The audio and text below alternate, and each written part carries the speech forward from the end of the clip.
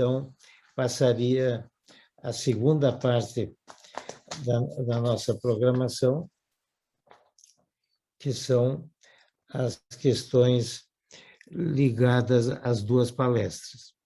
Os temas são instigantes, os palestrantes são extraordinariamente qualificados e certamente vamos enriquecer o que já tem ocorrido nessas três reuniões ordinárias, que isso é mérito do nosso diretor científico de cursos, que tem organizado essas reuniões de maneira exemplar. Mas eu inicio convidando o acadêmico Sarmento Leite, Rogério Sarmento Leite, para dar o início relativo às contribuições científicas dos novos talentos, e passo a palavra para ele. Bom dia, professor Labinski, demais acadêmicos, confrades, é um enorme prazer estar aqui todos reunidos com vocês nessa manhã de sábado, mais uma manhã de sábado que a gente pode estar juntos. Então, nessa linha das sessões ordinárias dos sábados, a gente tem procurado sempre trazer uma das nossos novos talentos, que são colegas que todos vocês já conhecem, de grande capacidade técnica, excelente currículo e que muito contribuem na parte assistencial e também na parte acadêmica do nosso meio. Então, hoje, com um tema mais ou menos correlato, que vai vir na sequência, eu tive a ideia de chamar meu colega do Instituto de Cardiologia e também do Hospital Moinhos de Vento, o Dr. Roberto Santana, que ele é um dos responsáveis pelo setor de ciência cardíaca, de transplante do hospital, e que se dedica bastante também para a parte de novas tecnologias, a parte de arritmia, e que tem no papel centrado das questões genéticas uma grande potencialidade, não só em questões diagnósticas, mas também terapêuticas. Eu não sei se o professor Goetschel, que é o tutor do Roberto, está na reunião. Ele me disse que tentaria entrar. Você quer fazer algumas palavras? Se ele não está aqui com a gente hoje... Ele não está na reunião. Não está na reunião. Então, queria chamar Roberto, mais uma vez, seja bem-vindo, não porque tu já faz parte da casa, mas obrigado por ter aceito esse convite, essa empreitada, e para nos falar agora nos próximos 10, 15 minutos sobre o impacto da genética no diagnóstico e manejo das doenças cardiovasculares, que sem dúvida nenhuma é o que vai modificar muito, não só a nossa sobrevida, mas também a nossa qualidade de vida. Roberto, obrigado. Bom dia a todos. Então, primeiramente aos acadêmicos e também os prezados acadêmicos e aos meus colegas, jovens talentos, e quem mais estiver interessado assistindo. Então, primeiro, só aqui, ver se a tela... Tá, o compartilhamento está correto? Tá. Tá bom. Bom, então hoje eu vou fazer uma espécie de um aperitivo, digamos assim, a palestra do professor Roberto Giuliani, falando como a testagem genética pode mudar o manejo das doenças cardiovasculares. Então, agradeço do convite, também especialmente ao meu mentor aqui na academia, o professor Carlos Goetschel. Então, nós vamos fazer um apanhado breve para tentar mostrar como a genética pode ser aproveitada, a testagem genética, no dia a dia do manejo das doenças cardiovasculares. Então, um conceito que todos já estão familiarizados, os genes, eles são sequências de nucleotídeos de DNA que vão coordenar todas as funções celulares através da síntese proteica. Eles são transmitidos contendo o nosso código genético, que vai permitir a continuidade da espécie através da transmissão dele, e também quando eles sofrerem o processo de mutação ou variabilidade, vai permitir que as espécies elas evoluam. Então, a genética ela vai determinar de certa forma todas as nossas potencialidades, podendo nos tornar desde indivíduos extraordinários, comuns ou muito aquém do comum. E é uma forma hoje, um dos determinantes que a gente pode entender de como isso vai traçar, de certa forma, o nosso destino. Então, o que é um campo da ciência? Eu acho que o professor Roberto Giuliani vai trazer isso aprofundadamente, que se expandiu imensamente no último século. Hoje, o que eu vou tratar está focado na genética humana, né? Dentro dela, a parte clínica da genética e numa ramificação menor da testagem genética diagnóstica preventiva.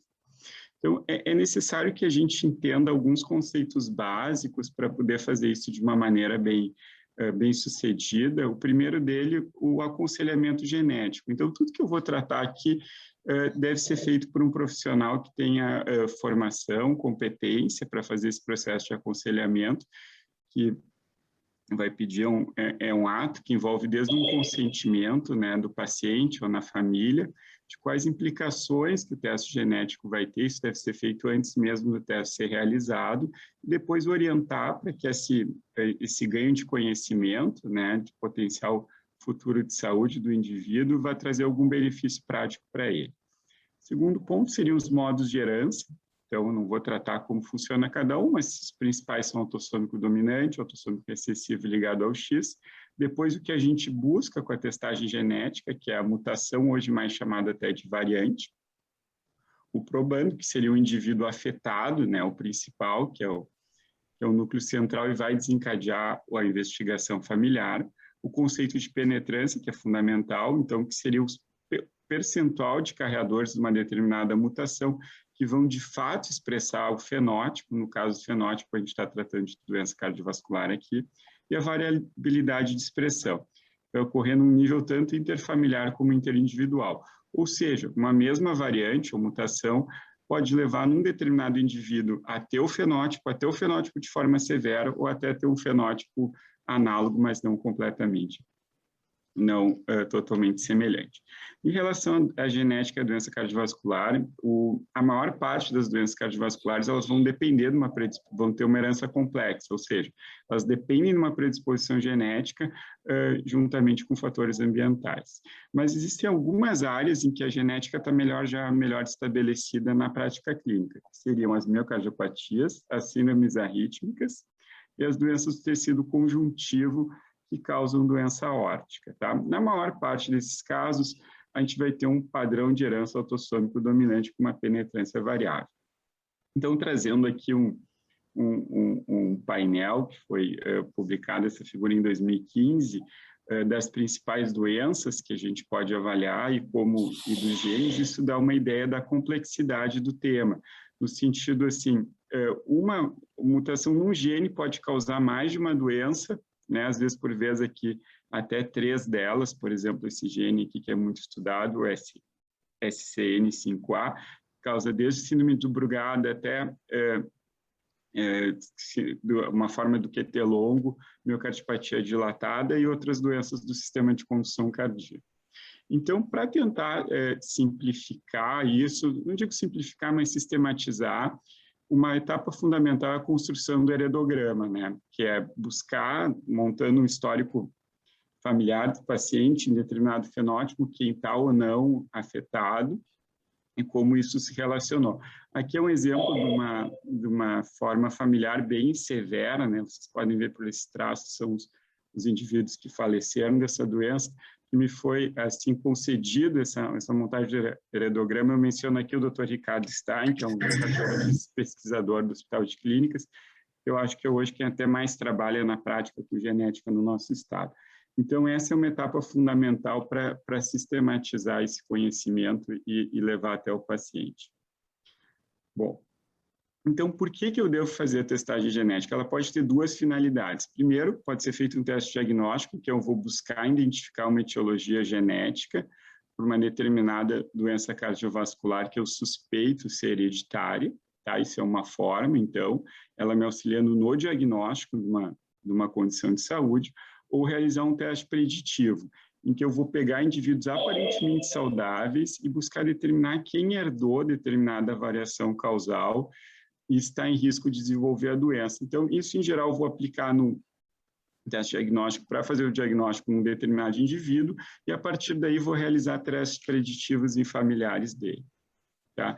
Então, quais são os desfechos positivos? Isso deve ser considerado antes do teste pedir.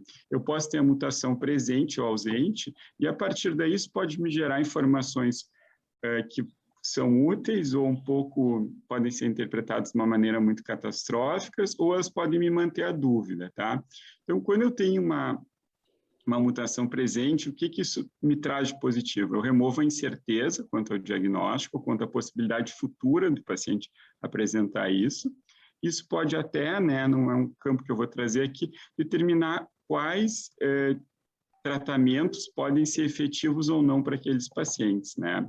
Por exemplo, assim, o paciente tem QT longo, se a gente sabe que ele tem o gene, se ele tem um QT longo tipo 1, eu tenho que restringir a atividade física dele, e isso pode ser feito antes mesmo de ele ter um fenótipo, assim, perfeitamente manifesto, né? Já quando eu tenho ausência da mutação, isso vai trazer alívio, né, para os familiares que estão envolvidos, e pode tornar o segmento clínico mais periódico, assim, mais aprofundado e desnecessário. E já isso pode levar a alguns desfechos negativos, que seria a ansiedade pelo risco de futuro de ter a doença, né? O paciente vai sentir uma espécie de uma bomba relógio. Muitas vezes isso não vai ser contrabalanceado pela disponibilidade de um tratamento que vai evitar o desenvolvimento desse fenótipo, e também ele pode ser visto, né, como carreador de uma maldição que vai passar adiante. E mesmo quando eu não tenho uma mutação, eu tenho um desfecho negativo, que seria o que é o chamado survivor's guilt. Então, que o paciente que não tem na família, ele sente culpado, né, por não manifestar isso. E depois, nos outros casos, o que eu vou ter é a manutenção da dúvida, né, e formas de lidar. Então, o teste diagnóstico ele é útil em caso que um fenótipo é compartilhado por múltiplas condições, que a gente chama de fenocópio, já vou trazer um exemplo, cada um com um diferente prognóstico, tratamento e implicação para a família. Ele pode, inclusive, algumas doenças, o teste genético fazer parte de critérios diagnósticos mais complexos, mas eu sempre devo considerar que é um teste probabilístico, a relação, assim, diferente do que às vezes o público mais leigo vê, não é sempre que um teste diagnóstico vai automaticamente fazer o diagnóstico da doença. Então, aqui eu trago um exemplo para a questão de fenocópia, um estudo patológico de um coração com uma hipertrofia septal burral, né, que poderia corresponder a 5 coisas, né? Nesse nível, talvez não, mas serve de exemplo. Poderia ser uma condição benigna de um coração de atleta, está relacionada a uma condição comum da doença hipertensiva, já indo a doenças mais severas, como miocardiopatia de depósito, doença infiltrativa e a miocardiopatia hipertrófica, e todos com uma manifestação fenotípica semelhante, isso que eu chamo de fenocópias, e no diagnóstico diferencial disso, o teste genético ele pode ser definidor. Então, o rendimento desses testes para a condição cardíaca ele vai variar muito conforme a doença em questão, né? Então, eu vou tentar sempre classificar meu paciente dentro de grupos terapêuticos maiores e, a partir disso, pedir o teste genético voltado. E o rendimento dele pode ser muito baixo, digamos assim, como, por exemplo, para a síndrome de Brugada, até mais de 90% no caso de uma síndrome de Marfan. Então, isso deve ser considerado até para avaliar a custo-efetividade. Então, agora entrando, né, saindo do teste diagnóstico, entrando na questão do teste preditivo, ele vai identificar indivíduos que não têm a doença ou não sabiam que tinham e estão em risco de desenvolver. Ele vai depender da identificação da variante no probando, então, naquele que se afetou. Então, essa variante patogênica identificada, ela vai ser buscada nos familiares. Então, no momento que é feito isso, eu vou ter aqui como se fosse uma árvore decisória. Se eu não fiz o teste genético, como que eu vou acompanhar aquela família? Através de avaliação fenotípica seriada. Os exemplos que eu trouxe, por exemplo, no caso de uma miocardiopatia, o paciente vai periodicamente fazer, conforme isso, cada doença específica e as suas diretrizes que determinam, fazer um ecocardiograma, um eletro, uma consulta clínica anual, por exemplo. Quando eu tenho a disponibilidade de teste genético, ele é feito, identifica uma mutação, tá? Eu posso ter, assim, familiar com genótipo positivo, e eu vou ter uma vigilância estrita para os sintomas clínicos, né? Aquele paciente que tem o genótipo positivo, mas ainda não desenvolveu a doença. e já talvez com algumas mudanças de estilo de vida ou um tratamento mais precoce, se isso de fato estiver disponível.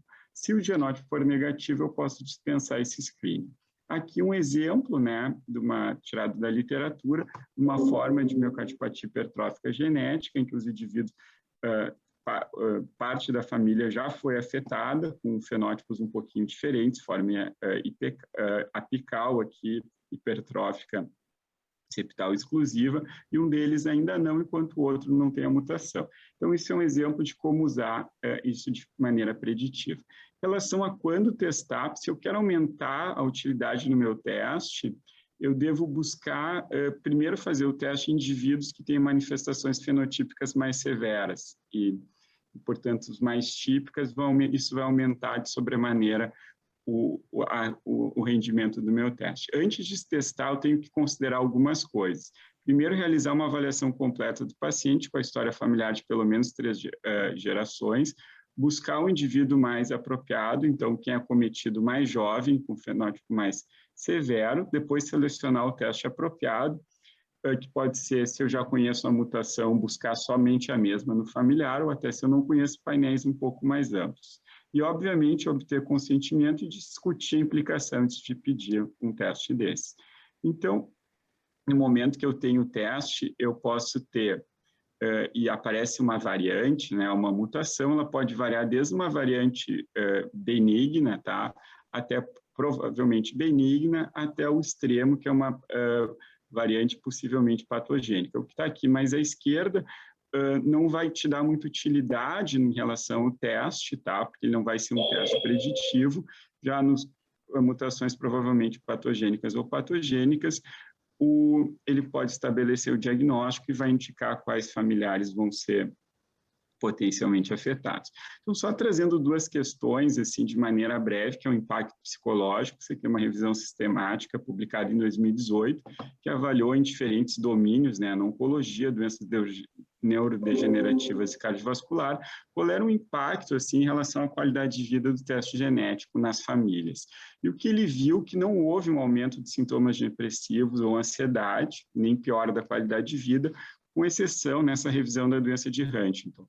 Os portadores, talvez ter um prognóstico tão sombrio, os portadores tendiam a apresentar depressão, ideação suicida e perda da esperança. Então, as pessoas, em geral, consideravam os testes úteis para tomar decisões preventivas, tá? Quando bem feitos. Outra questão é a custo-efetividade dessas técnicas, tá? Então, são exames que eles não são baratos, né? Então, a gente tem que considerar, já que muitas vezes não vão ter uma utilidade clínica imediata, qual é o impacto econômico. E o que os estudos tendem a mostrar é que nas áreas que eles têm rendimento, eles vão ter um custo que é bem aceitável, assim, aqui no torno de probabilidade de ser custo efetiva quanto à vontade de pagar da fonte. Então, eles têm um ganho de quali aceitável quando aplicados precocemente em doenças que têm um bom rendimento, porque eles vão abreviar a necessidade de fazer testes diagnósticos adicionais, além de garantir segurança para o paciente. Aqui só um mesmo exemplo de uma mesma coisa, que nas doenças cardíacas, provavelmente eles são custo-efetivos na miocardiopatia hipertrófica, empatam nas QT longos, já na síndrome de Brugada o rendimento não é tão bom. Um último ponto que eu queria trazer clínico é a questão dos achados secundários. Como eles são muitas vezes feitos em painéis customizados, às vezes eu vou descobrir uma mutação que não estava relacionada ao que eu estava procurando, tá? E isso vai se tornando mais frequentemente, muitas vezes que os pacientes fazem sequenciamento, às vezes sem nem ter indicação médica ou sem aconselhamento adequado. Então, a primeira forma é buscar evidência de diagnóstico clínico, essa é a primeira medida. Depois existem uma lista de 59 genes relacionados às doenças que a gente tratou, que a gente deve reportar para o paciente, mesmo que não estivesse sendo buscado. Então, isso é uma recomendação da Sociedade Americana, aqui trazendo algumas doenças, obviamente não vou entrar gene a gene, mas mostrando que é importante, mesmo se eu não estava buscando, eu descubro um desses genes pela implicação que eles têm no prognóstico, na organização de vida que o paciente tem, que eles devem ser informados, tá? Aqui, os genes que a gente considera para uma testagem segundo diretrizes, não acho que a gente deve entrar. Então, na prática, só quando pensar assim, eu vou me ver diante de paciente, algumas coisas que eu tenho que entender. A maioria dos testes genéticos na cardiopatia hoje aqui em Porto Alegre, diria que todos, eles não são cobertos por convênio. Então, algumas vezes a gente consegue fazer eles por meio de protocolo de pesquisa, mas na maioria das vezes o que eu vou fazer é fazer um daqueles painéis customizados por algumas empresas que fornecem isso. Então, tentar colocar o paciente num agrupamento fenotípico e pedir um painel customizado. Então, para mensagens assim, para levar adiante disso, já encerrando, então, para incorporar um teste genético efetivo, eu tenho que reconhecer quando a doença hereditária pode estar presente, identificar indivíduos apropriados para testagem genética, selecionar o teste certo, entender que eu vou ter, talvez, dependendo do resultado, eu vou adicionar complexidade ao manejo do paciente. Por último, eu devo fazer uma comunicação efetiva, simples e que seja asseguradora para os pacientes familiares envolvidos. Isso faz parte mais amplo, né, a testagem genética do que a gente chama de medicina de precisão. É uma nova visão da medicina de usar dados gerais para pacientes individualizados e, assim, poder melhor orientar eles quanto a novas formas de terapia e de aconselhamento de vida. Espero que isso tenha sido útil, assim, que não seja mais uma daquelas informações que acabam só aumentando a nossa preocupação e o nosso desgaste em relação às novas doenças. Então, termino novamente agradecendo essa oportunidade. Bem, Rogério, queres falar alguma coisa? Não, só agradecer a excelência da apresentação. Eu gostei eu gosto muito eu sou suspeito para falar do Roberto, né? Porque desde cedo a gente já via que ele era um grande talento e uma potencialidade enorme na cardiologia, e se confirma dia a dia, não só na assistência, como eu já falei, mas nas brilhantes apresentações que ele faz para nós no hospital, e quando também eu tenho a oportunidade de dividir algum paciente, algum caso mais complexo com ele, que eu sempre aprendo, e ele sempre ajuda muito nessa parte.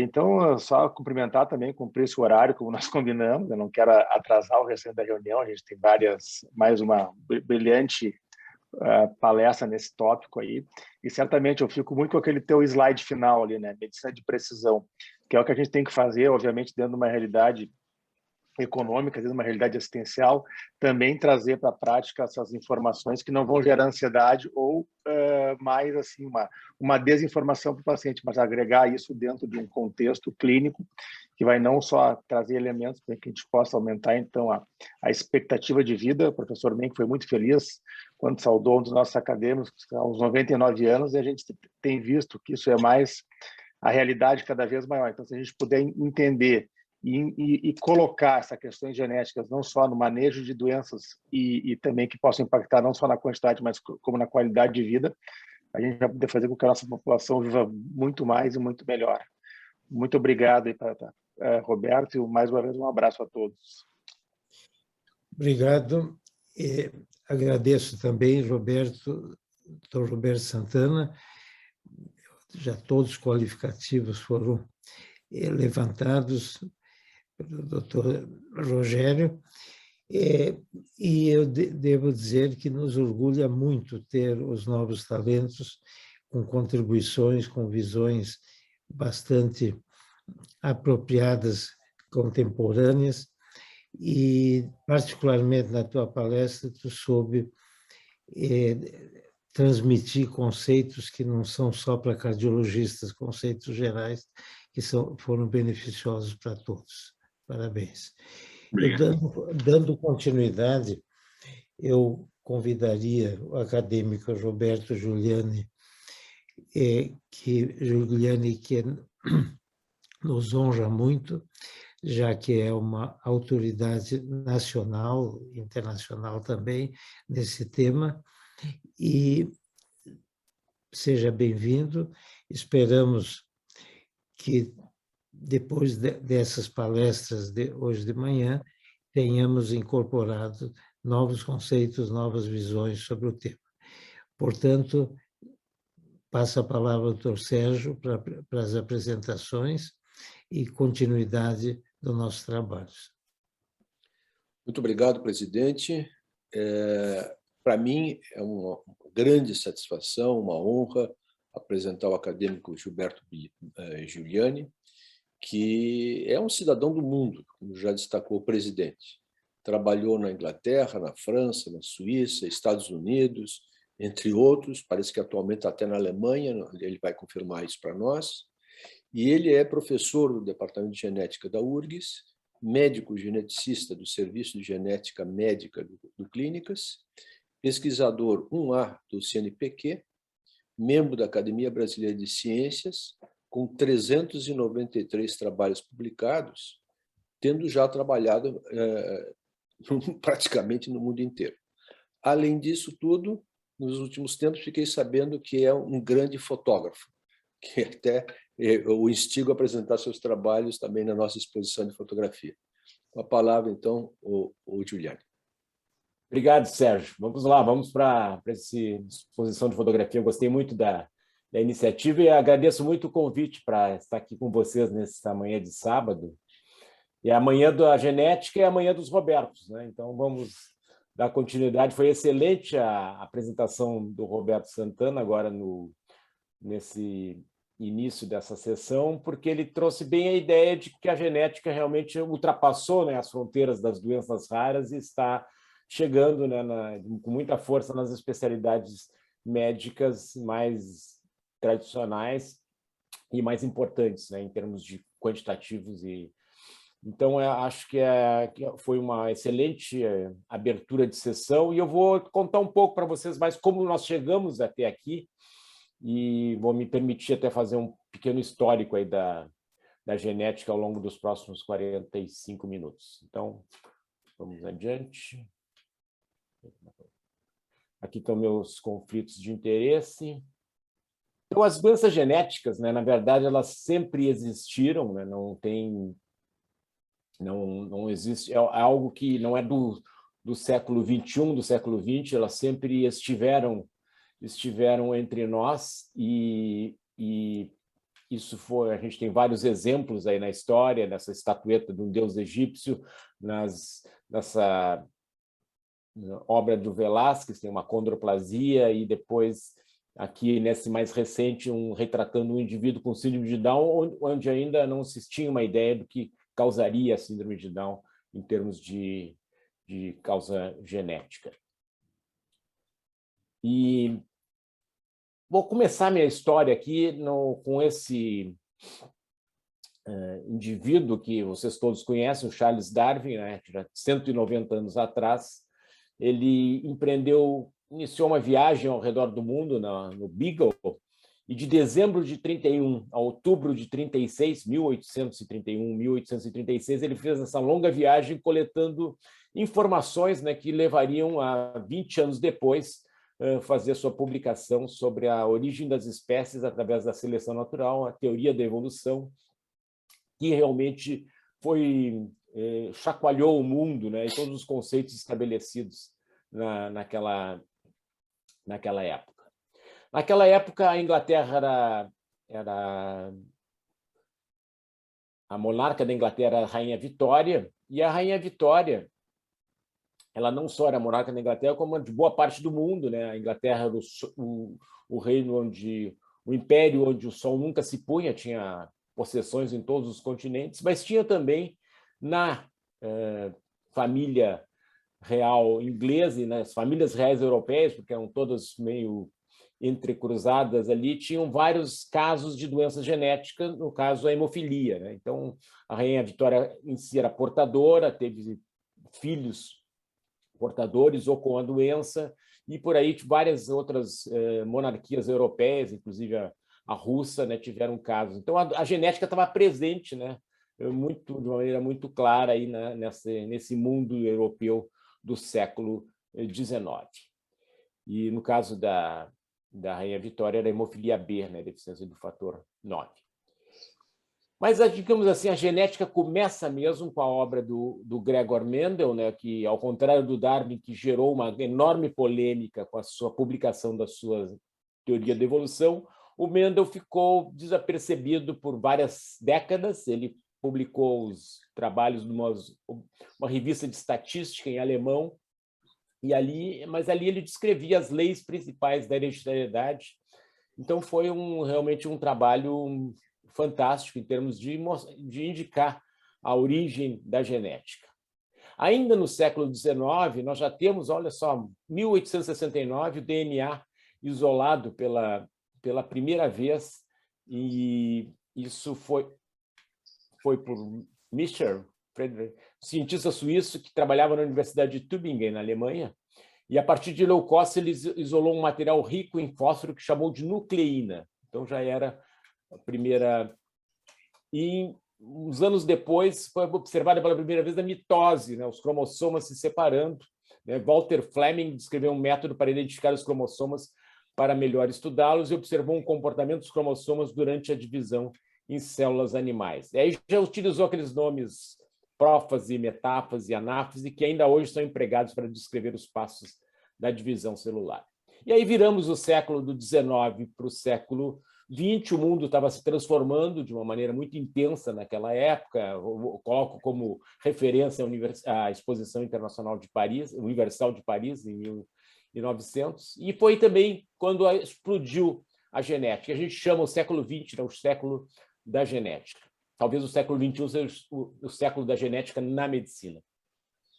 Então, em 1900, as leis de Mendel são redescobertas. 3 botânicos que não se conheciam, De Vries, Correns e von Schirach, trabalhando de modo independente em diferentes plantas híbridas, redescobriram o trabalho de Mendel, né, isso em 1900, né, 35 anos depois das suas publicações originais. Em 1900, as células e cromossomos já eram suficientemente conhecidos para dar um contexto físico às ideias abstratas de Mendel, né, que foram trabalhos mais estatísticos, né, que ele publicou. E aí vem uma série de fatos na primeira década do século XX, e um deles que eu vou destacar até com esse fundo vermelho, porque ele vai, digamos assim, ele vai identificar uma história que eu vou contar ao longo da apresentação. O Garrod, é um professor inglês, começou a entender algumas alterações químicas como associadas às leis de Mendel. Né? Então, ele começou, por exemplo, a alcaptonúria, chamada de ocronose, indivíduos que ficam com a urina escura, depois que ela é exposta à luz por algum tempo. Ele observou e viu que o que dava essa cor era o ácido homogentísico que acumulava em alguns indivíduos. Ele observou que esses indivíduos frequentemente eram irmãos, não raro filhos de pais consanguíneos, e começou a elaborar uma teoria de que haviam indivíduos com alterações químicas herdadas, né? E ele chamou de um estudo da individualidade química. Então, hoje a gente fala, né, o Roberto apontou muito bem há poucos minutos sobre a medicina individualizada, né, e aí já se falava em 1902 na individualidade química. O Garrod publicou, então, depois o seu conceito de erros inatos do metabolismo. Isso foi toda uma linha dentro da genética, até da qual eu sou bem próximo aí. Bom, ainda em 1902, a teoria cromossômica da hereditariedade, o Sutton, um estudante de pós-graduação na Universidade de Colômbia, observou que no processo de divisão celular de gametas, na meiose, cada óvulo ou espermatozoide recebe apenas metade dos cromossomas das células somáticas, né? E ele viu que o padrão de segregação dos cromossomas na meiose parecia estar diretamente ligado aos padrões de segregação de genes descritos por Mendel. E, na verdade, o termo genética aparece pela primeira vez em 1905. Né? O Bateson, que era um estudioso das leis de Mendel, entendeu que um novo termo deveria ser criado para descrever o estudo da hereditariedade e propôs, então, a palavra genética numa carta que ele escreveu. E, poucos anos depois, um botânico dinamarquês, o Johansen, cunhou a palavra gene para descrever as unidades mendelianas de hereditariedade. E o termo proposto se origina da palavra grega genos, que significa nascimento. Aí, um pouco mais adiante, começaram os estudos em modelos animais, e o primeiro utilizado na mosca da fruta, o Morgan, e o seu grupo de pesquisa na Universidade de Colômbia, nos Estados Unidos, estudando modelos de Drosophila melanogaster, mostraram que os genes eram as unidades da hereditariedade. Então, propuseram que os genes estivessem ancorados nos cromossomas em arranjos lineares e descreveram os fenômenos de ligação e recombinação, e aí estão como se pensava na época que eram os genes, né? O cromossomo, um colar de pérolas, e ali os genes, e de repente tinha alguma que estava com alguma alteração, como aquela mais escura, e seria com uma variante, uma mutação. Bom, esse foi o início do século XX, aí tivemos a tragédia da Primeira Guerra Mundial, e depois também aquele período bem difícil, né, de ascensão do nazismo, do fascismo, que acabaria resultando na Segunda Guerra. E na nossa história paralela, eu vou destacar um fato em 1934, quando esse médico norueguês chamado Felling, ele é um patologista clínico que estudava a urina de indivíduos com diabetes.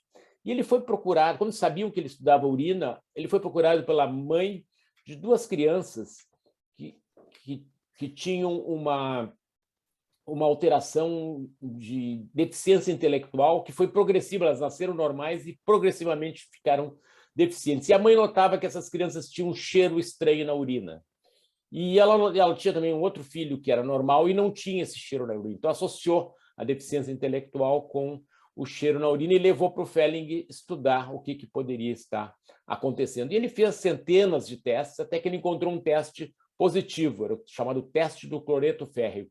Quando ele colocava cloreto férrico na urina dessas crianças, dava uma cor assim muito escura, enquanto que na urina de pessoas normais ela só ficava um pouquinho mais amarelada a urina. Então, ele depois identificou que havia um aminoácido em excesso nesses indivíduos, que era a fenilalanina. E aí, em 1934, ele identificou que havia um defeito bioquímico nesses indivíduos. Eles não convertiam o aminoácido fenilalanina no aminoácido tirosina, que é um processo natural no organismo. E, com isso, acumulavam fenilalanina em todos os seus derivados. E, provavelmente, isso resultava na deficiência intelectual dos indivíduos. Foi a primeira vez que houve uma causa biológica, em termos bioquímicos, para a deficiência intelectual. E se achou que, na época, que a partir dali se seriam facilmente identificadas outras causas, o que, na verdade, acabou não acontecendo. Então, nessa nossa história, eu vou começar com esse recém-nascido, que é um recém-nascido real, identificado por nós no Hospital de Clínicas, que, se tivesse nascido nessa época do Felling, ele teria o destino dos pacientes que o Felling estudava, que era uma deficiência intelectual inexorável, grave, e que não tinha, na verdade, o que fazer. O indivíduo ficava completamente, socialmente isolado e não tinha perspectiva nenhuma. Bom, seguindo a nossa história, nós tivemos aí a Segunda Guerra Mundial, mas mesmo durante a Segunda Guerra tivemos um evento importante, que foi a teoria um gene, uma enzima.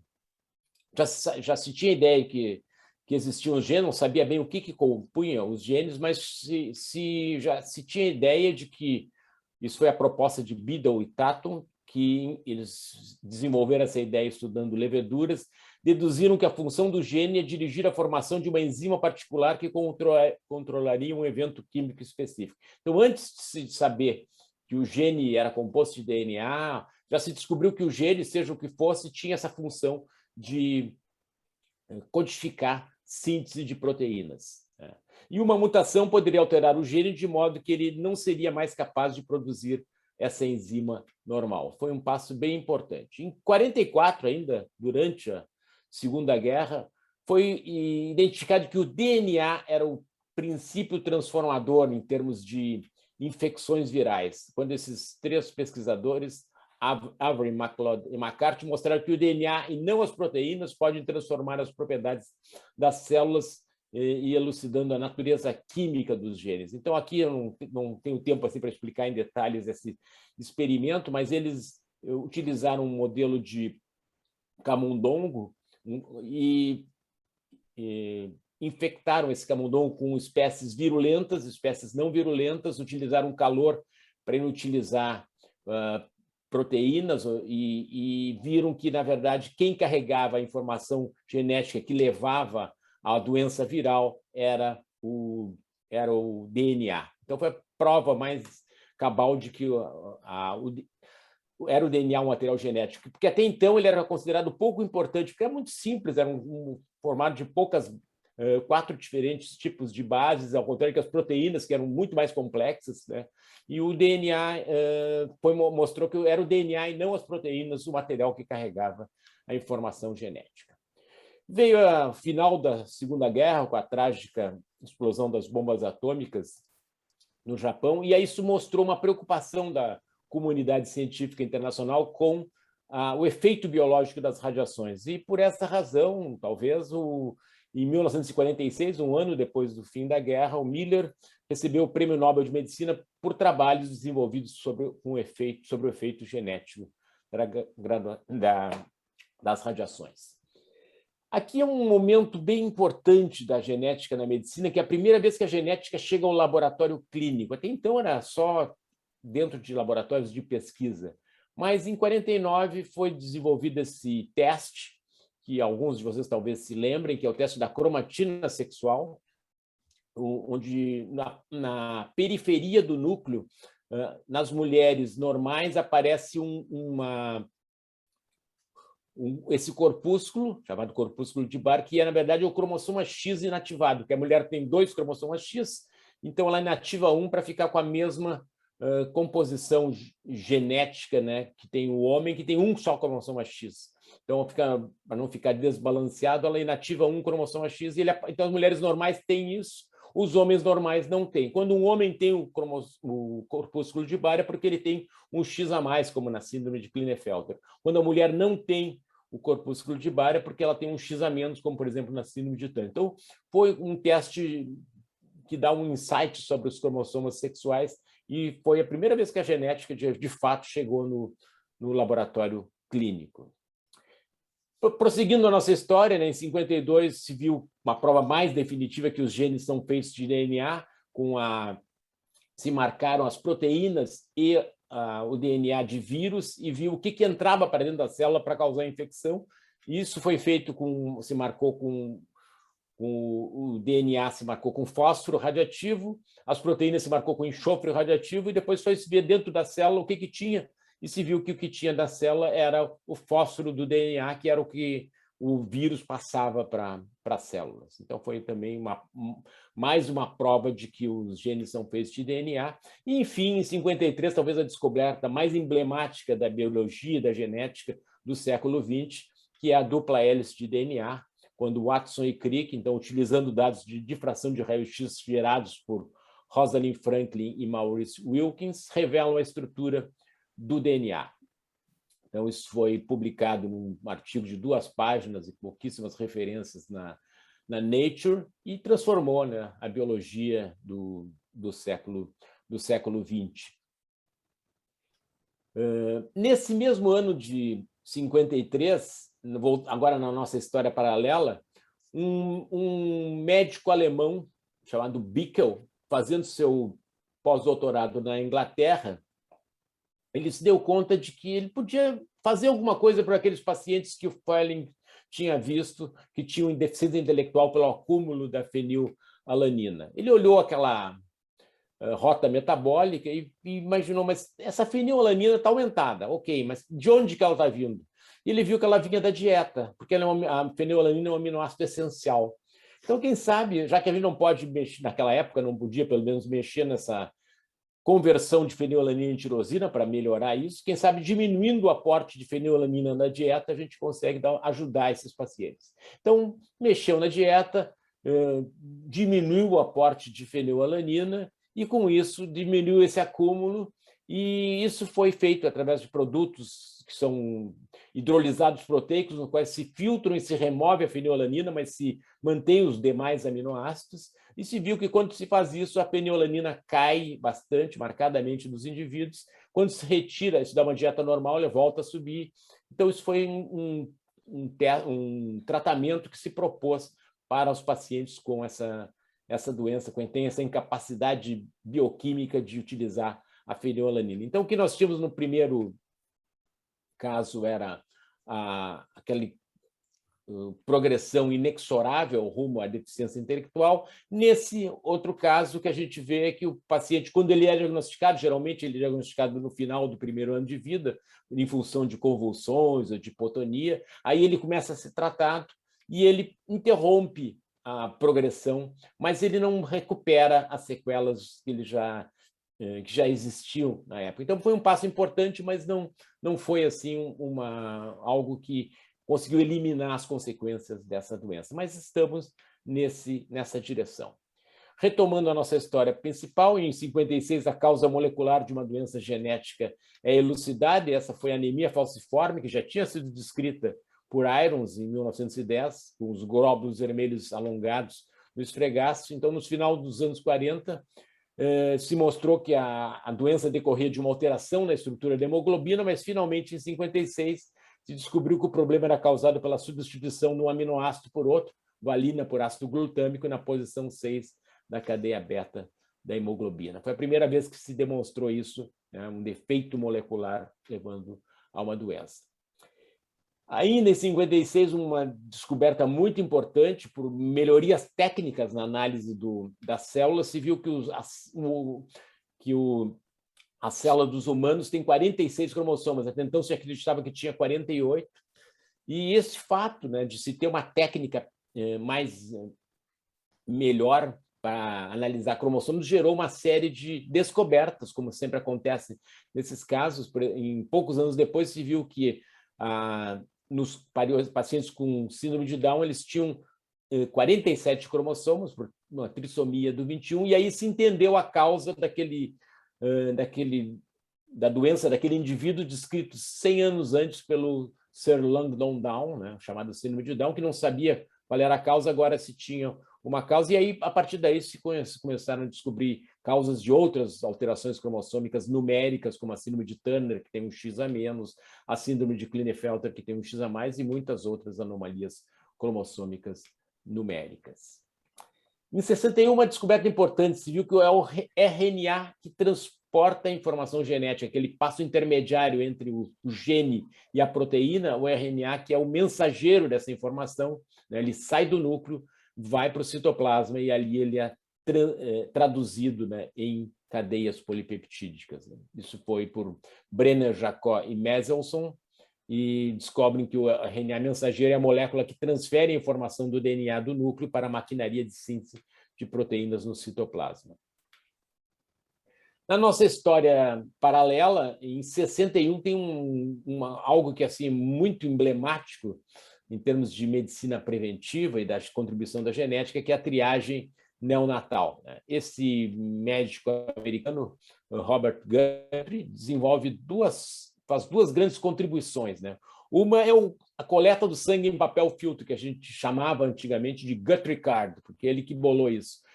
Faz um piquezinho no calcanhar do bebê, marca uma manchinha no papel filtro, deixa secar, coloca no correio e manda para o laboratório. E lá faz um teste que hoje não se usa mais, o Guthrie Test, era um teste microbiológico em que quando tirava um confete desse sangue, se tinha altas quantidades do aminoácido fenilalanina, haveria um crescimento bacteriano maior, e se não tivesse quantidade alta de fenilalanina, não teria crescimento bacteriano ou muito pouco. Esse é um teste fácil de fazer, barato, e começou a ser feito em todos os bebês. E por que começou a ser feito isso? Porque era importante detectar essa doença antes da criança ser diagnosticada pelos sinais clínicos, né? Então, começaram todos os recém-nascidos a fazer esse teste, e esse bebê aqui, o primeiro ali, bem da esquerda, na verdade, é essa menina que a gente está vendo na foto, só que ela foi tratada desde o período neonatal, então ela não teve hipotonia, não teve convulsões, ela foi tratada, se desenvolveu como uma criança normal, e isso é realmente transformador na vida dessas pessoas. Na nossa história principal, então, vamos a 66, aí já o código genético é desvendado, aquelas trincas, né, das bases, ali se mostram que cada 3 bases codificam um aminoácido específico, então se consegue chegar a essa ligação, como é que o DNA é lido para ser feita a proteína. E logo a seguir, aí se tem uma descoberta muito importante do ponto de vista prático, que são as chamadas enzimas de restrição, que elas permitem cortar o DNA em pontos específicos, dependendo da sequência que existe, né? Eles revolucionaram a habilidade da biologia molecular em manipular o DNA. São tesouras moleculares que vão lá, identificam sequências específicas e cortam o DNA. E com isso a gente trabalha com essas sequências que a gente, conforme a sequência que a gente quer cortar, a gente usa uma tesoura específica. Isso é a base, né, da engenharia genética, que é como trabalhar com essas porções de DNA que a gente identifica, corta e trabalha com essas porções. Nos anos 60, né, a gente não tinha ainda condições de trabalhar com DNA no laboratório clínico, então nós tínhamos condições de trabalhar com proteínas. Então, se estudou muito a proteína, que é o produto do gene, e se viu uma enorme variabilidade. Aí se faz uma eletroforese de proteína, se vê a enorme variabilidade de um indivíduo para outro. Indivíduos normais têm grande diferença tinham grande diferença nas suas proteínas. Isso explicava, né, toda essa variabilidade que a gente observa na população, né, entre pessoas normais. Inicialmente se viu a partir das proteínas, mais adiante, com as tecnologias mais avançadas na área de genética, também a partir do DNA. Na década de 70, nós conseguimos refinar um pouco mais a análise dos cromossomos e ver não só o número, mas também a estrutura, se tinha um pedacinho a menos, um pedacinho a mais, e aí novas doenças que então não se tinha ainda um diagnóstico, agora se conseguiu atribuir a alterações pequenas nos cromossomas que a gente não conseguia visualizar anteriormente, né? Isso foi um marco importante no desenvolvimento da genética. Em 75, um momento fundamental, que é uma técnica de sequenciamento do DNA. Então, isso é a base, na verdade, dessa genômica de hoje, né, que a gente tem as sequências do DNA. Na época foi um professor chamado Sanger, que até hoje é chamado método de Sanger, ele desenvolveu um método para sequenciar o DNA. E isso foi revolucionário, né, na época. E permitiu que aquelas proteínas que a gente estava identificando, agora a gente podia sequenciar os genes relacionados a elas e começamos a, então, associar genes específicos com proteínas específicas e ter uma ideia muito mais clara, né, das diferentes doenças. Isso ainda nos anos 70. Em 77, uma descoberta importante que na época não se valorizou muito, que é a questão dos introns. Se achava que naquela ideia do início do século que os genes eram como um colar de pérolas, que o gene, a sequência de DNA, mas na verdade esses genes eles têm na sua estrutura sequências codificantes chamadas exons e sequências não codificantes chamadas introns. Isso não tem em bactérias, tem só em organismos superiores, né? Então, essas interrupções, na verdade, a maior parte do DNA são essas áreas não codificantes.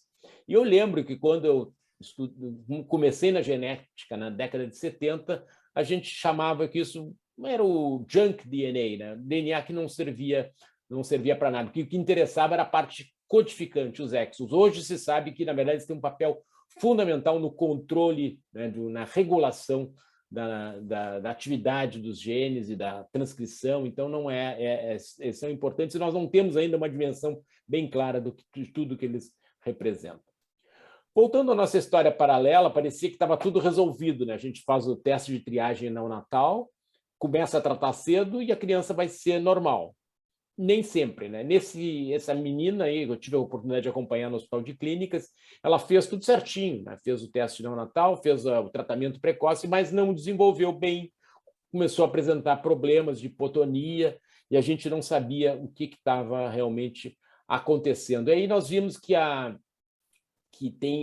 se viu que essa enzima que está deficiente nesses indivíduos, ela pode estar deficiente por um problema do gene principal, que controla a sua síntese, mas pode estar deficiente também por cofatores que são fabricados dentro do organismo através de ação de genes e que se algum desses genes que fabricam o cofator, envolvidos na síntese do cofator, tem um problema, isso pode também afetar atividade da enzima, né? Então, existe um cofator importante chamado BH4, que tem toda uma rota de síntese em vários genes envolvidos. Se um desses genes tem um problema, esse BH4 vai estar deficiente, e aí não vai haver a reação da fenilalanina para a tirosina, como deveria acontecer, e também não vai haver vão haver outras reações, como as que fabricam serotonina e dopamina, então, por isso, justifica o quadro apresentado pela paciente, apesar dela estar fazendo a dieta e ter níveis baixos de fenilalanina. Mas, felizmente, né, identificando esse problema, a gente pode utilizar métodos farmacológicos para repor os níveis desses neurotransmissores, e essa menina teve um desenvolvimento, começou a melhorar bastante após esse tratamento adequado. Mas se viu outras coisas também que a gente descobriu. Tem doenças que não existiam, que passaram a existir. Antes, todos os indivíduos com fenilcetonúria, com essa doença que o Felling descreveu em 1934, e que se trata com a dieta, elas passaram a ser... Antes tinham deficiência intelectual severa, dificilmente tinham filhos, mas depois, como se desenvolvendo como mulheres normais, passaram a casar, ter filhos, e se viu que muitas delas tinham filhos com problemas de deficiência intelectual, cardiopatia e algumas outras alterações faciais. E isso geneticamente elas não tinham a doença, mas tinham efeitos da fenilalanina na gestação, levando a esse, então, um efeito ambiental, levando a alterações congênitas, né? Uma nova doença que surgiu em função, digamos assim, do tratamento da doença original, chamada fenilcetonúria materna. Coisas que a evolução vai mostrando. Essa foi a primeira vez que eu vi o DNA. Eu estava fazendo pós-doutorado na Inglaterra e eu vi, eles estavam fazendo um curso de extração de DNA, e esse era o DNA dentro do hospital, né? O DNA chegando no hospital década de 80, né? Mas ainda era difícil de trabalhar com DNA. Isso aí foi colhido a partir de uma quantidade enorme de sangue do indivíduo, foi extraído esse DNA, mas estava chegando, né, o DNA no hospital. E o que foi muito transformador para isso foi o trabalho desse professor Kerry Millis, que ele teve uma ideia simples, mas uma ideia genial, ganhou o prêmio Nobel por isso, que é a reação em cadeia da polimerase. O que ele imaginou? Ele vai aquecer o DNA, com isso ele separa as duas hélices e utiliza uma polimerase de bactéria que é resistente ao calor. E essa polimerase, então, duplica aquele DNA. E, ao fim de um ciclo de duplicação, ele começou com uma unidade de DNA, ele já tinha duas. E aí foi fazendo mais ciclos. Em 10 ciclos, ele tinha 1000 unidades daquele pedaço de DNA que ele queria aumentar. 20 ciclos, ele já tinha 1 milhão. 30 ciclos, ele já tinha 1 bilhão de cópias daquele DNA, daquele fragmento de DNA. Isso permitiu que a gente pudesse trabalhar com DNA no nosso laboratório clínico diagnóstico, né? Foi algo muito importante. E estabeleceu as bases também para que se lançasse, em 1990, um projeto ambicioso de decifrar o genoma humano, né? Isso foi lançado em 1990 com a ideia de terminar em 15 anos, até 2005. E começou muito devagar esse projeto, porque se imaginou, bom, cada cromossomo seria como um livro, e ele foi entregue assim, cada universidade americana, das que foram selecionadas, iria sequenciar um cromossomo, do início ao fim. Isso começou a ser feito, mas estava andando de uma maneira muito lenta esse sequenciamento. Até que entrou na jogada esse pesquisador aqui, o Craig Venter, que bolou uma estratégia diferente. Disse, não, vamos parar com isso de sequenciar um por um cromossomo por um, vamos sequenciar aleatoriamente o DNA, e depois programas de bioinformática vão alinhar essas sequências e nós vamos, ao final, ter a sequência completa. Isso acelerou enormemente, tanto que em 2001 foi publicado o primeiro rascunho do projeto Genoma, e em 2003 ele foi dado como concluído. E tinha algumas coisas interessantes. A gente achava que tinha um número muito grande de genes. Na verdade, nós temos 23 mil genes, na verdade, tanto os genes quanto a galinha, e poucas diferenças de outras espécies, das espécies mais próximas aí, dos mamíferos. Por exemplo, do camundongo, nossa diferença é 2,5%. Do chimpanzé, nós temos uma similaridade muito grande, próxima a 99%. Então, realmente assim, são poucas as diferenças, né, genéticas que nos tornam humanos. Isso foi bem interessante. E o genoma humano em si,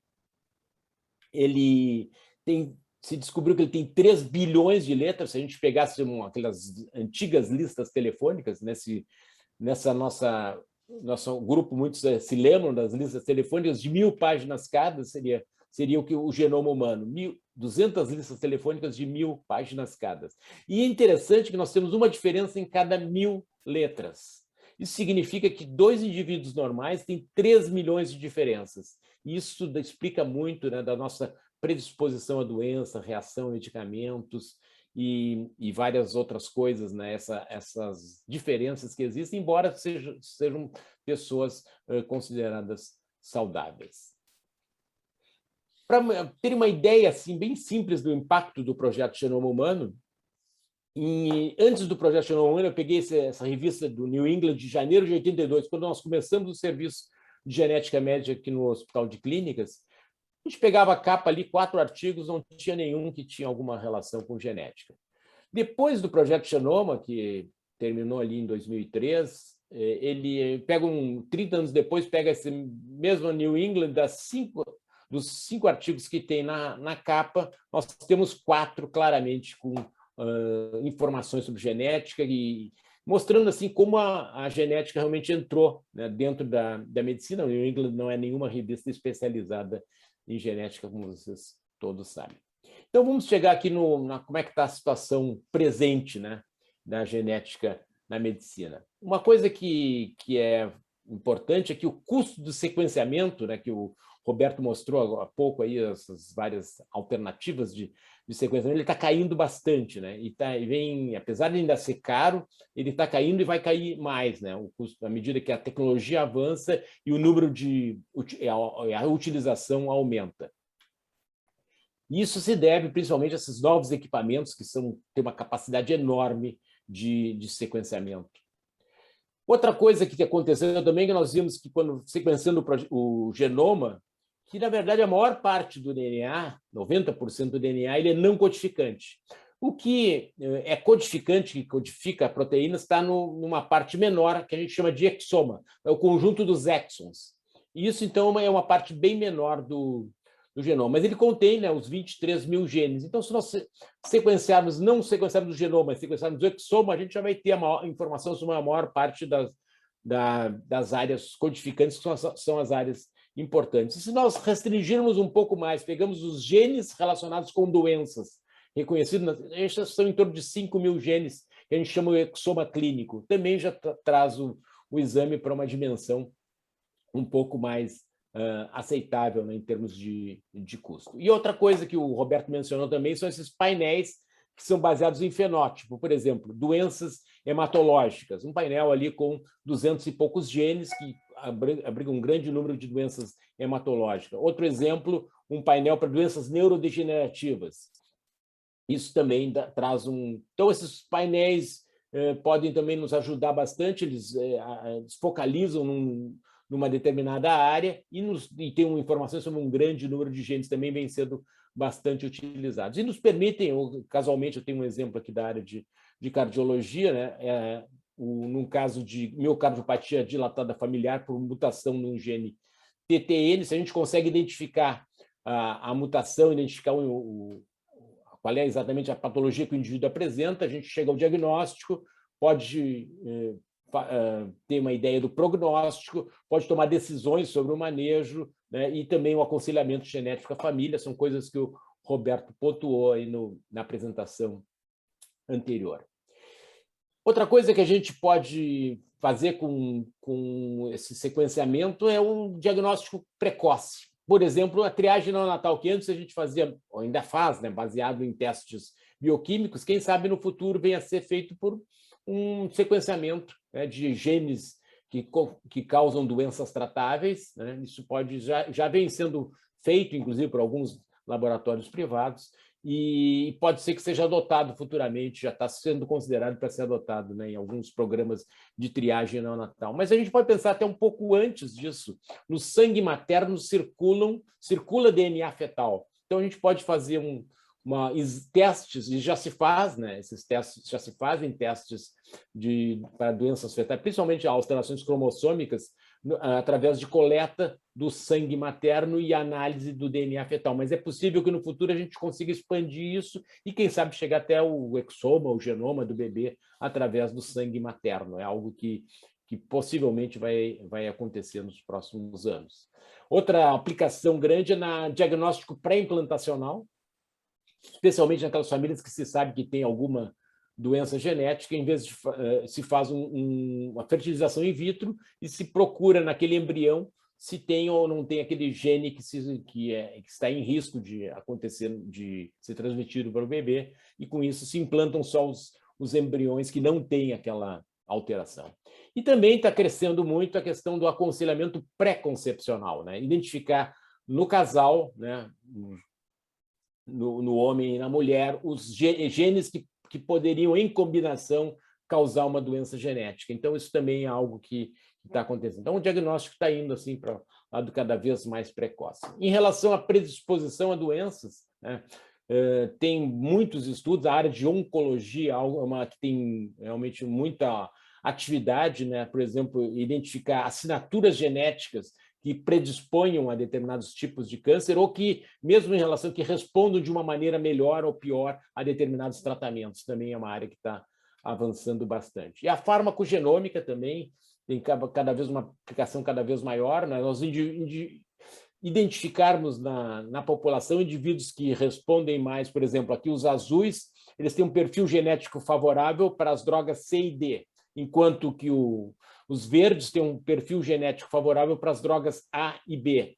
E os laranjas têm um perfil genético que dá toxicidade para a droga A. Então, usando essas informações, a gente pode definir, talvez, o melhor tratamento para aquele indivíduo, né, para as drogas que se tem conhecimento que possam ter influência de fatores genéticos.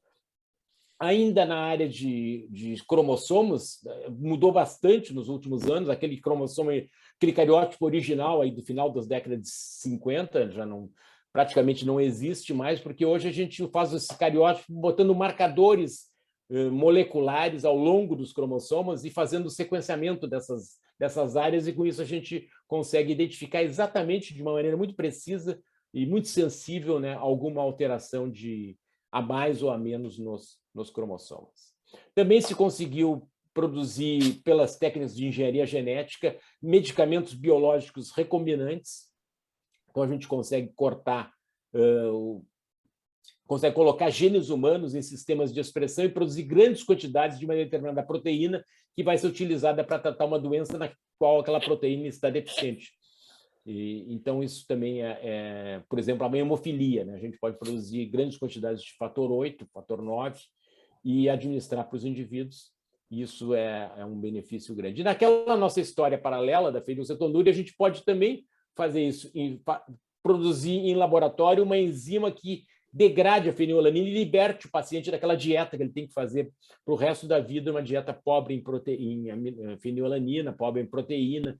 É sempre algo muito chato de fazer. A gente pode libertar o paciente usando uma enzima recombinante produzida em laboratório que vai fazer esse trabalho de degradar a fenilalanina para ele.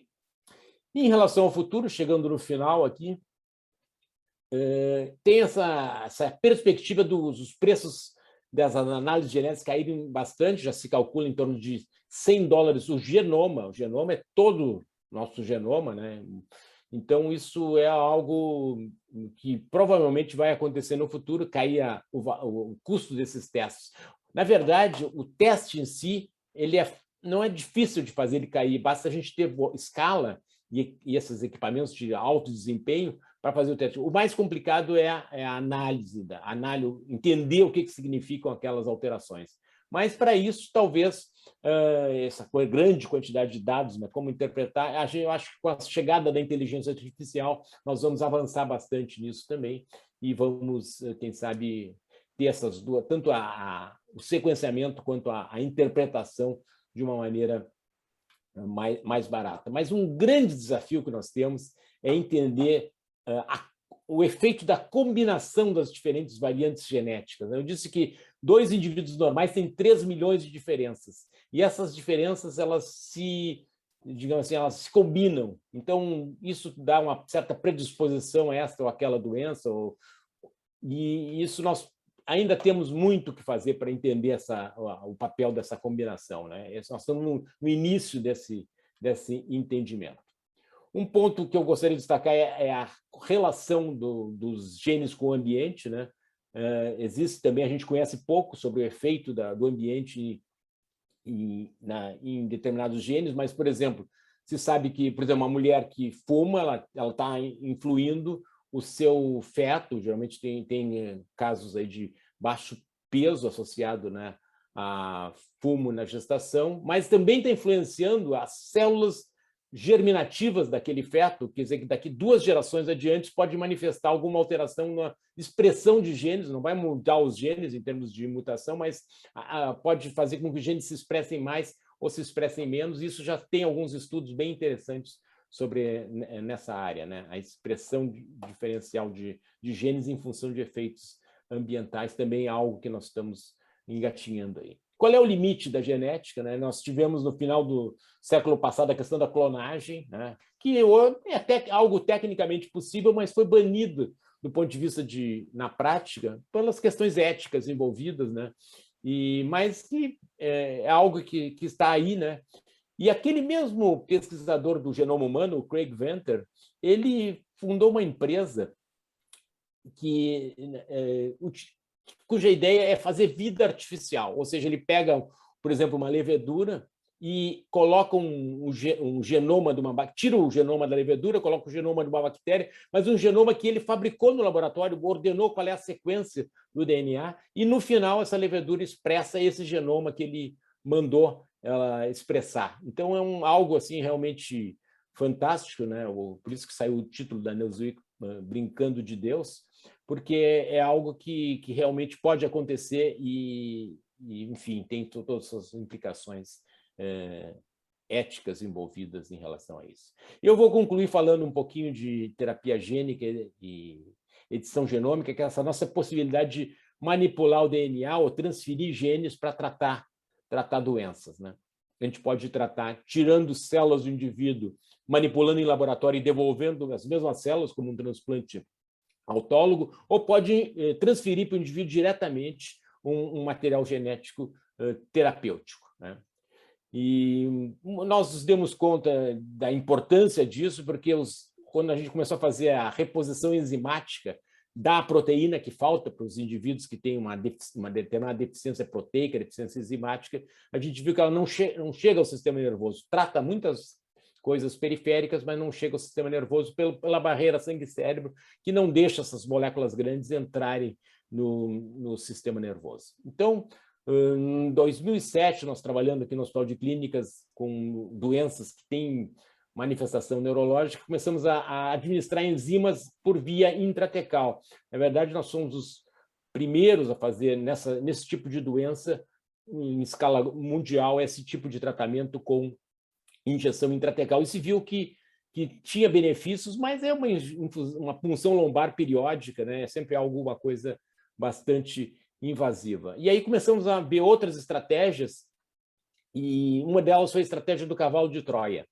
Nessa estratégia se utiliza um antígeno que é reconhecido na barreira sangue-cérebro e que a gente pode colocar junto na cauda desse antígeno uma proteína que nós queremos que ele carregue junto através da barreira, né? Por isso que é chamado cavalo de Troia. E nessa estratégia, então, a infusão é intravenosa, mas esse antígeno esse anticorpo consegue passar a ser reconhecido pela barreira sangue-cérebro, e ela deixa passar esse anticorpo e carrega na cauda essa proteína, e ela chega, então, ao cérebro. Mas ainda assim são infusões intravenosas periódicas, geralmente semanais, né? E a gente precisava de alguma coisa mais definitiva. Nós também fomos o primeiro a utilizar isso em mucopolissacaridoses e conduzimos um estudo fase 1-2 aqui no Hospital de Clínicas de Porto Alegre. E em 2020, nós utilizamos uma outra estratégia, que é a terapia gênica. Então, através de o gene que está deficiente naquele indivíduo, ele é colocado dentro de um vetor, no caso, um vírus adeno-associado, e esse indivíduo, então, aqui está o nosso paciente, tinha uma mucopolissacaridose, que é uma doença que falta uma enzima, ele começa a acumular substâncias no organismo. Ele foi sedado, então, e foi administrado esse produto, que está aqui nessa seringa. Na verdade, foi preparado no laboratório da doutora Lúcia Sfila, no laboratório GMP, onde pode manipular esses materiais genéticos modificados. E foi injetado por uma injeção intracisternal. Aqui o nosso neurocirurgião, Dr. Bis, administrando, guiado por tomografia, administrando o produto. É uma injeção só, o paciente depois vai para o leito, poucas semanas depois ele já está bem, né? E aqui está o resultado desse tratamento, o decréscimo no sistema nervoso dessas substâncias que acumulam e causam a doença. Então, é algo revolucionário, né, que está chegando em várias áreas da medicina. Eu mostrei a nossa experiência, temos vários pacientes tratados, né, com esse protocolo, com resultados realmente muito animadores. E pode ser que a gente possa utilizar isso para fenilcetonúria, libertando o paciente aquele da dieta, libertando também da enzima semanal lá e fazer um tratamento só, uma vez só, que possa, já está sendo utilizado em animais e possivelmente vai chegar a humanos em breve. Então, a nossa história aqui termina, né, com, primeiro a paciente não tinha o que fazer, depois já tinha um tratamento, mas se introduzia tarde, depois com a triagem neonatal se introduzia cedo, se tinha um sucesso, e aqui está a nossa paciente, quando teve seu bebê, nós controlamos durante a gestação para que não tivesse problemas no seu filho. Então, só para concluir a questão da evolução da genética na medicina, um exemplo dessa doença chamada fenilcetonúria, né? Nós conseguimos entender a etiologia, a fisiopatologia, chegamos ao diagnóstico bioquímico, conseguimos fazer a detecção de portadores, né? E com isso a gente pode oferecer um aconselhamento genético, se desenvolveu um tratamento dietético, foi montada a triagem neonatal a partir disso, se viu que alguns casos respondem à dieta, outros não, tem que usar outros tratamentos, né, tratamentos personalizados para resolver. Se viu que existe uma interação com o ambiente e que é importante sempre. E, finalmente, está chegando na época da terapia gênica, que seria uma espécie de cura, né, para esses indivíduos. E esse é um slide que eu queria trazer para vocês, porque realmente de um mês atrás, saiu no The Guardian, mostrando que o genoma completo, sequenciamento de genoma completo, está sendo considerado no Reino Unido para ser feito em todos os bebês. Então, o bebê nasce, faz o sequenciamento completo do genoma, aquilo vai para o prontuário hospitalar, e depois, conforme for a necessidade de usar ou para triagem neonatal, ou para uma farmacogenômica, ou para ver a predisposição a alguma doença grave, se pode utilizar aquela informação. Está sendo discutido, né? E é possível que isso se torne realidade num futuro não muito distante. E, em relação a isso, eu vou dizer que na Califórnia, por exemplo, já tem uma lei que diz que todos os bebês que estão criticamente doentes numa UTI neonatal podem fazer, pelo sistema de saúde, um sequenciamento completo do genoma.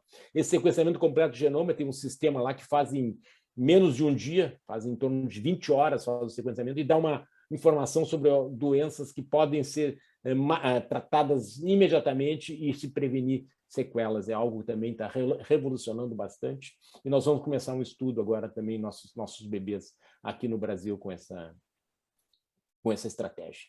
Então, eu queria só finalizar agradecendo aí para toda a equipe lá do Hospital de Clínicas de Porto Alegre, da Universidade Federal do Rio Grande do Sul. Na verdade, eu comecei na URGS a trabalhar com genética em 72, vou fazer 50 anos o ano que vem. No hospital comecei em 82, fazer 40 anos o ano que vem, lá o serviço de genética vai completar 40 anos, e agora estamos com um projeto novo que se soma a esses da URGS e do HCPA, que é a Casa dos Raros, um instituto para doenças raras, assim, para atender basicamente pelo SUS pacientes que têm doenças, e oferecer todas essas estratégias de investigação e de tratamento. Está sendo construído aqui na rua São Manuel, já está bem adiantado, até nós tivemos na semana passada, o pessoal esteve na semana passada lá visitando a obra, e vai ser inaugurado em 2022, e esperamos que seja uma contribuição importante para essa área de genética. Eu queria, então, só fazer um registro, né, dedicar essa apresentação para quem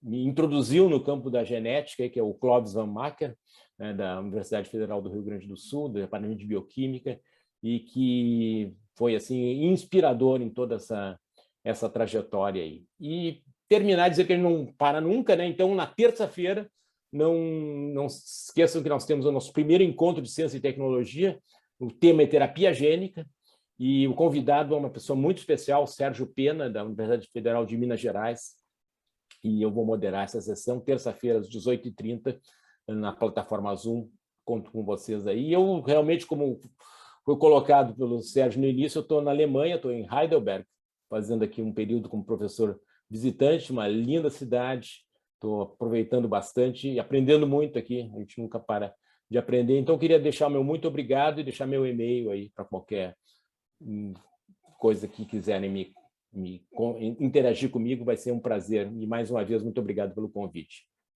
Eu queria te dar um feedback, dois.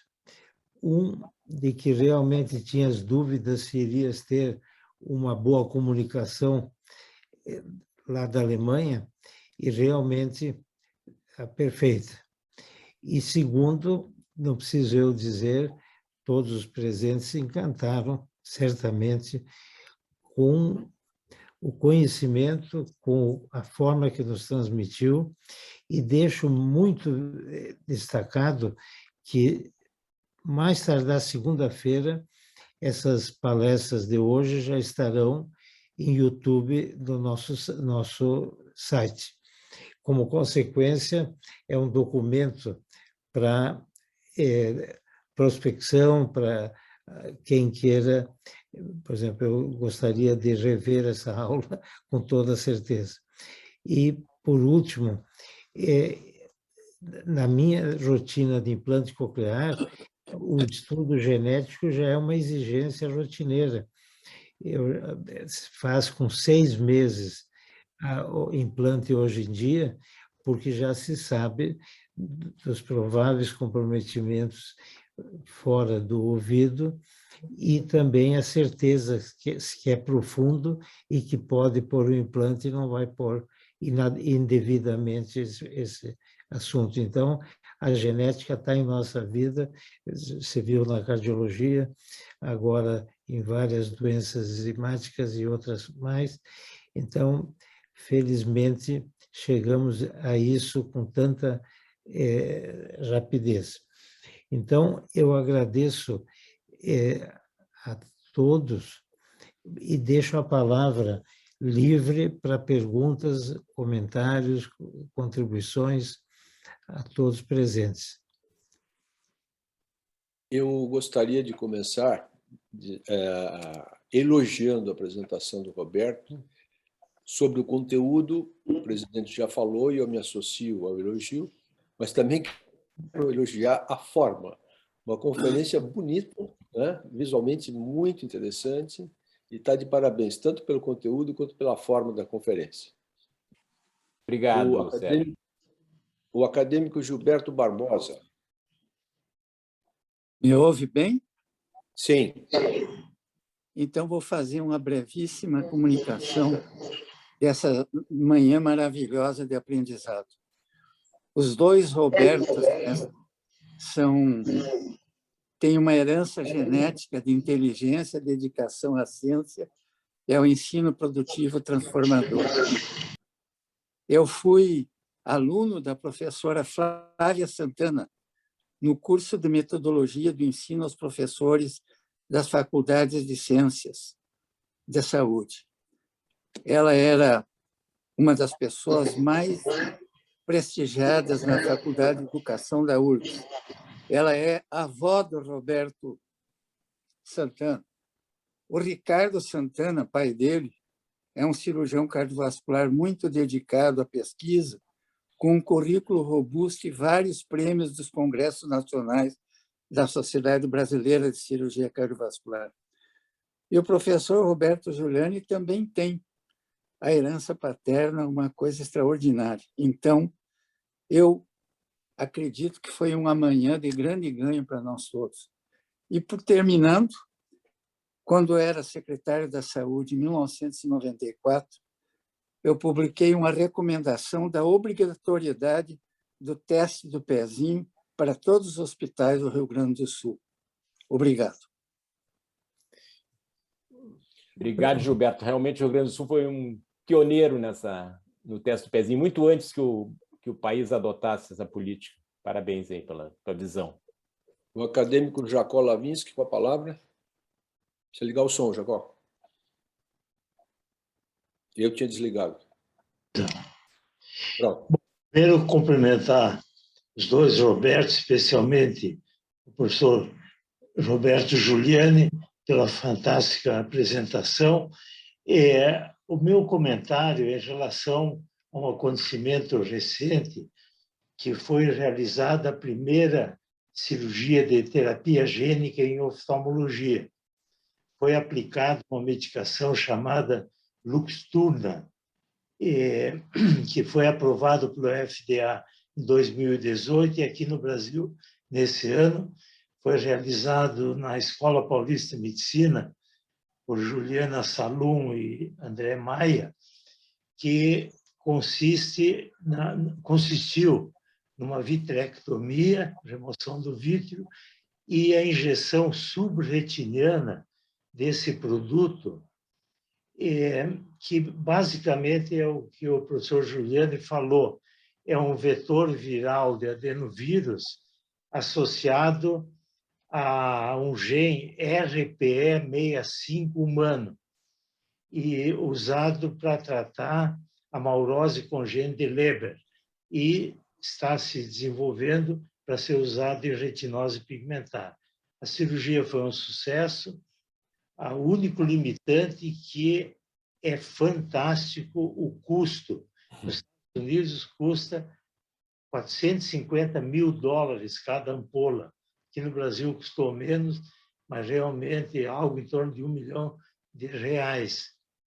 E ao ver a palestra do professor Giuliani, em que eles também usaram um vetor viral de adenovírus associado a um gene humano, não vi evidências dessa fortuna que foi empregada na cirurgia oftalmológica.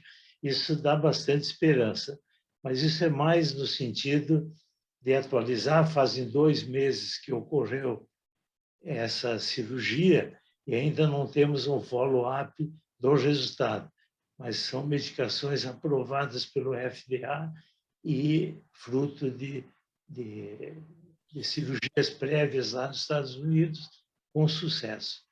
Então, apenas uma complementação, já que o escopo da palestra do professor Giuliani não era terapia gênica, e vamos na próxima semana ouvir o palestrante de Minas, quem sabe ele traga isso com mais detalhes. Obrigado. Presidente Jobim.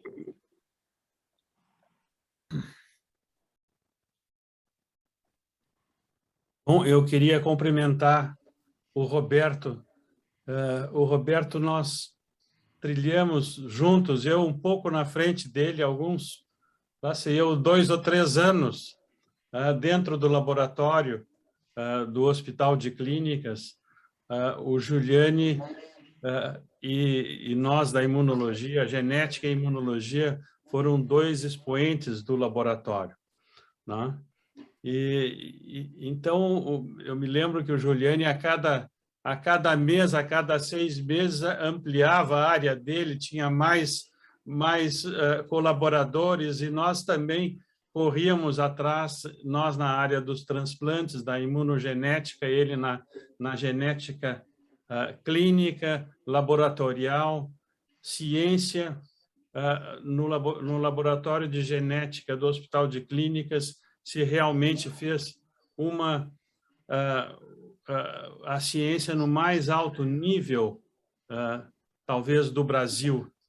Então, eu tenho que cumprimentar o Roberto, que assim, eu tenho muito afeto por ele devido a essas ligações, e ele é um contraste com alguns, ainda bem que são poucos, professores que existem, que eles não são clínicos, eles não veem doentes, eles se utilizam de outras pessoas que sabem fazer a pesquisa, e isso acontece no Brasil, não? Então, esse é o professor, vamos dizer assim, que não tem o brilho do Roberto, né, que é um cientista, um médico, um clínico que faz. Né? E nós temos que combater aqueles que não fazem. E existem isso, e eu tenho um sentimento contra isso, muito aguçado. E eu quero, então, nesse momento, cumprimentar o Roberto, dar um abraço nele, aproveita bem a Heidelberg. Eu tive grandes amigos aí em Heidelberg, na área dos transplantes. Um abraço, Roberto, e muita saúde. Obrigado, Jobim. Na verdade, tu fosse o precursor da biologia molecular no Hospital de Clínicas e no Rio Grande do Sul, né? Então, tu tem toda a autoridade aí para comentar isso. Eu te agradeço muito as palavras. Né? Mais alguma pergunta? Presidente, parece que não há perguntas mais. Bem, eu não seria redundante. Eu gostaria, eu tinha te pedido, Sérgio, Desculpa, no início desculpa. já. Desculpa, Não vi. É claro, vai ser repetitivo cumprimentar os dois palestrantes, né? Um assunto tão complexo para mim que eu consegui, meus neurônios estão um pouco embaralhados ainda, mas eu consegui acompanhar a complexidade da genética. Mas o que eu queria dizer é o seguinte, o Dr. Roberto Santana, ele deu uma palestra e ele é um exemplo da genética no nosso meio. Né? O pai do Dr. Roberto Santana foi nosso residente, e até hoje eu digo que foi meu residente preferido pela sua incrível inteligência e pela sua habilidade cirúrgica. Então, para mim não foi surpresa a palestra do Dr. Roberto. Ele carrega essa herança genética dos Santanas. E o professor Roberto Juliana, não preciso dizer que foi uma belíssima conferência, né, que só serviu para tornar esta manhã uma manhã das mais importantes da nossa academia. Muito obrigado, presidente. Obrigado. Terminaram os questionamentos, comentários. Eu só tenho a agradecer a presença de todos. Não vou ser redundante em expressar admiração. Só dizer que a academia se sente muito enriquecida com a massa crítica que possui colegas de tão alto nível. Nós estamos, manifesto isso de maneira clara, a diretoria está sempre à disposição para trazer ideias, para nos estimular com comentários, sejam críticos ou não, e encerro essa manhã reprisando o que o Dr. Prats disse, e o Dr. Jobim também, uma manhã louvável, e então tenho grandes motivos para agradecer a todos. Um bom dia, bom fim de semana.